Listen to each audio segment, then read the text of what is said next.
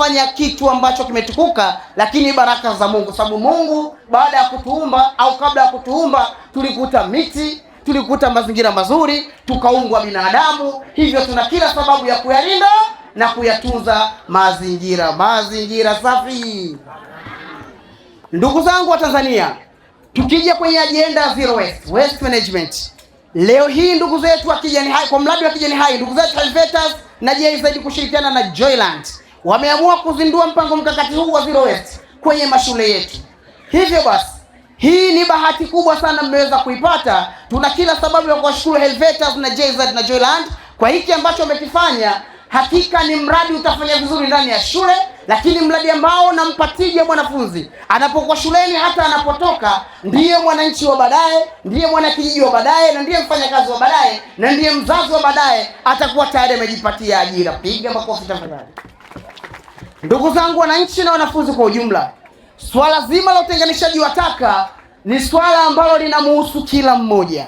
Nilisema hapa sheria ya mazingira mwaka 2004 na nikataja kifungu, kila Mtanzania anaishi ndani ya taifa hili ana kila sababu ya kuyatunza mazingira, lakini pia ana kila sababu ya kuzungumza kwa mtu ambaye anachafua mazingira awe mstari wa mbele kutoa taarifa. Ndugu zangu wa Tanzania, issue ya zero waste management, huo ni mtaji umepewa mwanafunzi. Mwambie mwenzio huu ni mtaji. Mwambie mwenzio huu ni mtaji. Kwa maana gani? Tunaona athari za kimazingira, hasa taka zinazoenea mitaani. Nitazungumzia mfano wa taka za plastiki. Kwa watu, bahati nzuri mnaishi kwenye ukanda wa ziwa, sio? Kuna ukanda wa ziwa na kuna baadhi ya watu wanaishi kwenye ukanda wa vyanzo vya maji, alikadhalika ukanda wa bahari, kwa watu ambao wanaishi Dar es Salaam na Zanzibar na kadhalika. Ndugu zangu wa Tanzania, uchafuzi wa mazingira unaenda kuathiri sana vyanzo vyetu vya maji, hasa kwenye upande wa utupaji wa chupa za plastiki. Chupa za plastiki ni kero sana. Kwa hiyo nimeona ndani ya mradi huu pia, nje tu ya kutengeneza mbolea, lakini pia unahifadhi mazingira. Nimeona zile chupa zinazotumika kuchuja yale maji ambayo yanahusika kwenye mbolea na kutengeneza na kuweka zile mboga zinaitwaje?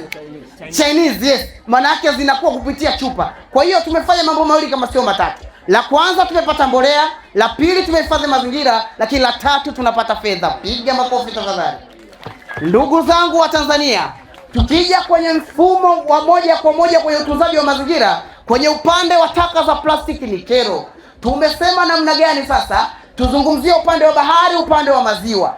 Taka za plastiki ambazo zinazozagaa mitaani, zinazoenda kufika kwenye vyanzo vyetu vya maji, tukizungumzia bahari, mito na maziwa. Leo hii kuna baadhi ya taka ambazo za plastiki zenye sumu moja kwa moja. Kwa hiyo si kweli?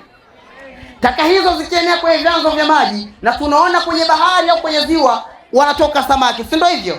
Kwa samaki yule atazaliwa yai lake kwenye chupa yenye sumu, baadaye yule samaki atazaliwa akiwa na sumu, binadamu utamla samaki akiwa na sumu, alafu unasema mimi nina allergy. Piga makofi tafadhali.